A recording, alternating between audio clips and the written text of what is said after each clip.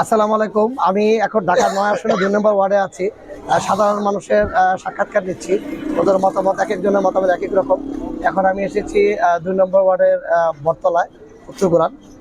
আসসালামু আলাইকুম। ওয়ালাইকুম আসসালাম ভাই, ভালো আছেন? জি আলহামদুলিল্লাহ। তো আপনাদের এই এলাকার নির্বাচনী পরিবেশ কেমন? আসলে ভাই, আপনি নির্বাচনী পরিবেশ এখন শুনতে আসছেন, নির্বাচনের প্রচারণা এখন বন্ধ।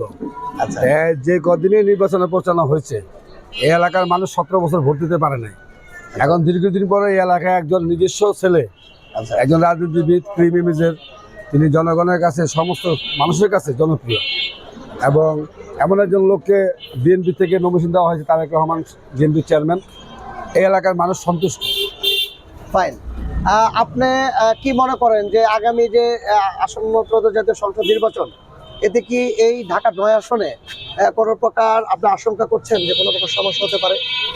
আশঙ্কা তো কিছু থেকেই যায়, তারপরেও আমরা আশাবাদী ইনশাল্লাহ ঢাকা ৯ তেমন ধরনের কোনো বিশৃঙ্খলা বিরাজ করবে বলে আমি বিশ্বাস করি না। শতভাগ আশাবাদী আমরা ঢাকা ৯। আসসালামু আলাইকুম। ঢাকার ৯ আসনে যে এখন যে নির্বাচন হচ্ছে, তা আপনার ধারণা কি যে এই নির্বাচনে কে এগিয়ে আছে বলে আপনি মনে করেন? আমার মতে এই আসনে মোহাম্মদ হাবিবুর রশিদ হাবিব ভাই অনেক আগে গেছে। তার প্রতিদ্বন্দ্বী হচ্ছে আমি দেখি না, কেন তার জনবিরোধী শীর্ষে এবং বাংলাদেশের মধ্যে ১ নম্বর ক্লিন ইমেজের লোক তাহলে হাবিবুর রশিদ হাবিব, এবং সে নির্বাচিত হবে এবং দেশের উন্নয়ন করার জন্য সে অনেক এগিয়েছে। আমরা তার জন্য দোয়া করি, আশীর্বাদ করি ইনশাল্লাহ। আসসালামু আলাইকুম। আপনি তো এই এলাকার বাসিন্দা। এই এলাকায় যে এই যে নির্বাচন যে হচ্ছে, সেক্ষেত্রে মানুষের মধ্যে উৎপন্নতা আপনি কেমন দেখতে পাচ্ছেন? আসলে আমরা ১৭ বছর, আমরা যারা আমজনতা আছি, সাধারণ মানুষ আছি, আমরা ১৭ বছর ভোট দিতে পারি নাই, এবং উৎসব মুখের কি এটা আমরা বুঝতেই পারি নাই। এইবারকার এই ২০২৬-এর ভোটে আমাদের মনে হইতেছে আমাদের ঈদ মনে হইতেছে। এরকম ১৭ বছর এরকম নির্বাচন আমরা দেখি নাই। খুব উৎসব মুখর নির্বাচন হচ্ছে ঢাকা ৯-এ। হাবিব ভাইয়ের বিকল্প নাই। হাবিব ভাইয়ের গণজোয়ার সৃষ্টি হয়েছে ঢাকা ৯-এ। আলহামদুলিল্লাহ। আসসালামু আলাইকুম। আপনি তো ঢাকা ৯ আসনে ভোটার। জি ইনশাল্লাহ। আচ্ছা, এই ঢাকা ৯ আসনে আপনি কি মনে করেন যে আগামীতে যে ত্রয়োদশ জাতীয় সংসদ নির্বাচন হচ্ছে, জি এতে জনসমাগম ঘটবে? ইনশাল্লাহ। ঢাকা ৯ আসনে, বিশেষ করে ঢাকা ৯ না, সারা বাংলাদেশে যেভাবে আমাদের একটি কুচক্রি মহল ১৫-১৭ বছর আমাদের যেভাবে ভোট কেন্দ্র যেতে দেয় নাই, যেভাবে আমাদের দূরে রাখছে, আমি আশা করি এবছর সুন্দরভাবে সারা বাংলাদেশে প্রতিদ্বন্দ্বিতামূলক নির্বাচন হবে, এবং আমার মনে হয় কেউই ঘরে এই বছর থাকবে না। সবাই স্বতঃস্ফূর্তভাবে কেন্দ্রে গিয়ে যার যার ভোট প্রদান করবে। আর আমাদের এখানে ঢাকা ৯ আসনে যে হাবিবুর রশিদ হাবিব, সে একজন ক্লিন ইমেজের লোক। আমাদের নেতা, জননেতা, জনাব আগামী দিনের রাষ্ট্রনায়ক তারেক রহমান যেভাবে গতকালকের তাকে নিয়ে যেভাবে বলছে, তার ছোট ভাই হিসেবে আখ্যায়িত করছে, এবং একজন ক্লিন ইমেজের লোক হিসেবে আখ্যায়িত করছে। আর আমাদের বিশ্বাস ঢাকা ৯ আসনে তার মতো ক্লিন ইমেজের লোক আর একজনও নেই।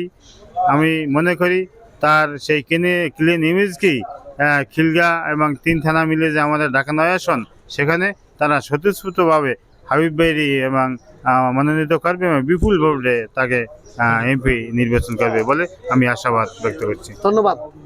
বিপ্লব, আসো। এখানে এই যারা নির্বাচনে দাঁড়িয়েছে, এখানে তো জামাত বসে গেছে, ওখান দিয়ে আছে এনসিপি এবং স্বতন্ত্র প্রার্থী আছে। এই যে প্রার্থী ইয়াং জেনারেশন যেটা সমাগম, এটা কি আগামীর বাংলাদেশের জন্য একটা ভালো বলে আপনি মনে করেন? অবশ্যই মনে করি। ১৭ বছর ইয়াংরা তো কোনো ভোট দিতেই পারে নাই।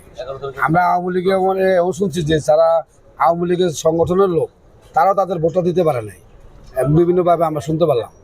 এখন তারা উদ্গ্রীব হয়েছে যে আমরা যে দলই করি না কেন, আগামী বাংলাদেশ গঠন করার জন্য আমাদের সকলকে ভোট দিতে হবে, এবং ভালো লোককে ভোট দিতে হবে। এলাকাবাসীর জন্য যাকে ভালো, দেশের জন্য যে ভালো, এলাকা উন্নয়ন কাজ করবে, এলাকার সন্ত্রাস দমন করে, চাঁদাবাজ দমন করবে, হ্যাঁ, এইদের দমন করতে যে পারবে, এবং একজন ভালো মানুষ যার কাছে জনগণ যেতে পারবে, তাকে আমরা ভোট দেবো। এখন ছাত্র যারা ভার্সিটিতে লেখাপড়া করে, আচ্ছা, এখন এই যে এই ইয়াং জেনারেশন যে আন্ডার 30 যারা আছে, তাদের আপনারা কেমন সাড়া দেখছেন? তাদের সারা তো ব্যাপক। আমাদের যারা ছেলেপেলে আছে, ভাতিজা আছে, এলাকার ছাত্র ভাইরা আছে, তাদের সাথে আমাদের একটা ভালো সম্পর্ক আছে। আন্দোলন সংগ্রামে আমরা তাদের সাথে ছিলাম। তারা এই এলাকার ছাত্র নেতা হিসাবে হাবিব যে বাসা মাদার থেকে তার সাথে তাদের খুব ভালো সম্পর্ক, এবং তারা চাচ্ছে যে হাবিব ভাইকে যদি বিএনপিতে এলাকা থেকে নমিনেশন দেওয়া হয়েছে, তাই আমরা এবার হাবিব ভাইকে ভোট দিব। কারণ হাবিব ভাই একমাত্র পারবে আমাদের আগামী দিনের অধিকার আদায় করার জন্য। সে বিএনপির যে চেয়ারম্যান হবে, তার কাছ থেকে আমাদের অধিকারগুলি আদায় করতে। ছাত্রদের যে সমস্যাটা, উনি যত ছাত্র নেতা ছিলেন, উনি এটা বুঝবেন, এটা অন্য কেউ বুঝতে পারবে বুঝবেন না। ধন্যবাদ।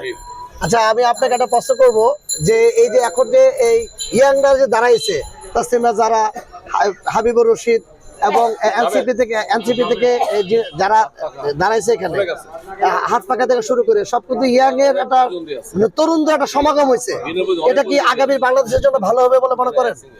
অবশ্যই ভালো হবে, কারণ জননেতা জনাব তারেক রহমান আগামীর বাংলাদেশ গড়ার লক্ষ্যে আমাদের যে বিএনপির মনোনীত প্রার্থী ঢাকা ৯ আসনের হাবিবুর রশিদ হাবিব ভাই, অবশ্যই আগামীর বাংলাদেশ গড়ার জন্য যেটা দরকার, ইয়াং জেনারেশন এবং মেধাবী ছাত্রদের নেতা দরকার, সেই হিসেবে ঢাকা ৯ আসনে আমাদের হাবিবুর রশিদ হাবিব ভাই অবশ্যই অনেক ভূমিকা রাখতে পারবে, এবং জনগণের জন্য এবং ইয়াং জেনারেশনের জন্য যেটা দরকার আমি মনে করি সে অনেক দিক থেকে আগে আছে। এবং আমাদের ইয়াংদের জন্য যে সামনে আমাদের খেলার মাঠ নাই, তারপরে বিভিন্ন যে সমস্যাগুলো, খেলাধুলার বিষয়গুলো, এগুলো নিয়ে হাবিবুর রশিদ হাবিব ভাই অবশ্যই বিজয় হবে 12 তারিখে। ধন্যবাদ সকলকে।